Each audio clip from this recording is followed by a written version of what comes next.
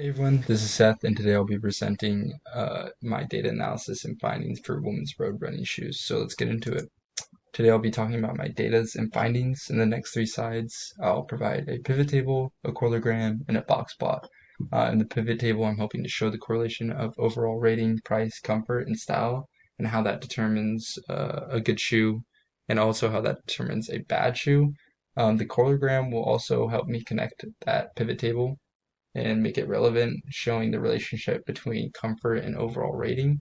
Uh, and the box plot is just helping me solidify that relationship of comfort and overall rating with more statistical data, as well as showing how style and price has an effect on overall rating. And then I'll end with the conclusion, just explaining how the findings are important and relevant.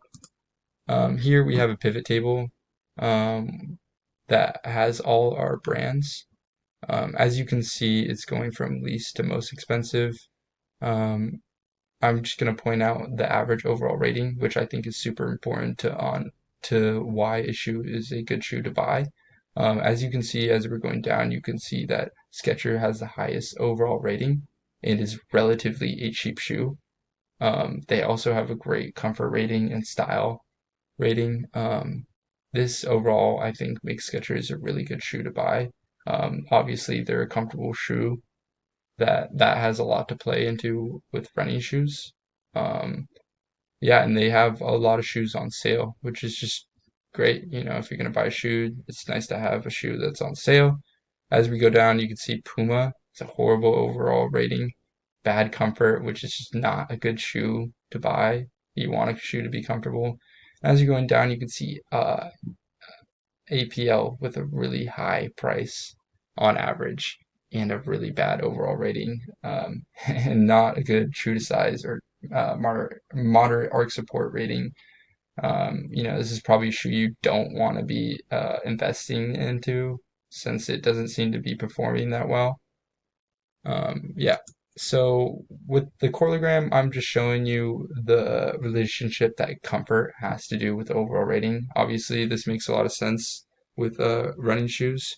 You know, as a woman who is into running or running sport, you want your shoes to be comfortable and perform well, and that has a lot to do with what you're gonna rate that shoe when you get it, and whether that shoe is a good shoe or not. If it's not comfortable, you're gonna give it a bad rating. It's not gonna be a good shoe. Um, yeah. So with the scatter plot, it's just kind of confirming that relationship of comfort rating to overall rating.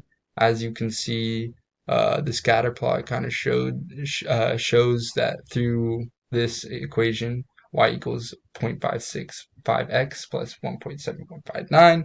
It's showing that with each rating in comfort, the overall rating is increased by 0.56, which is pretty significant.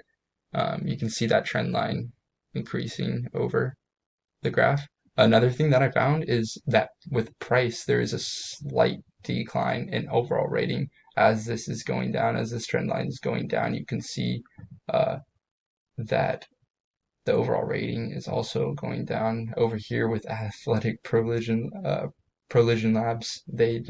It's too heavily priced, and therefore some of their ratings are pretty low.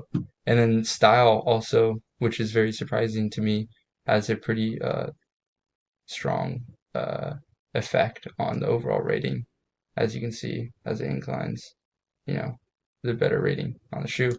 Um, the importance of all this in deriving all this data, this really helped me understand how when we go on to Zappos interact with the certain um, shoes. As you can see, Skechers is a super well-rounded shoe that's gonna provide, first off, the best price and the best comfort, and just overall great shoe. Puma obviously isn't doing well. They just seem not to be comfortable, and same thing with APL, just too heavy priced, and they don't really give you the performance that you'd want out of a price shoe like that. Um, this also helped me, find those correlations in different variables that, helps me provide or prove consumer trends, and I did that through the box plot and the Corelgram. Um, and, it helped me find why these shoes are either a good shoe or a bad shoe. And I was kind of relying on the pivot table for that data, and I think the pivot table had a lot to do with my realizations of the data. So yeah, I hope you enjoyed.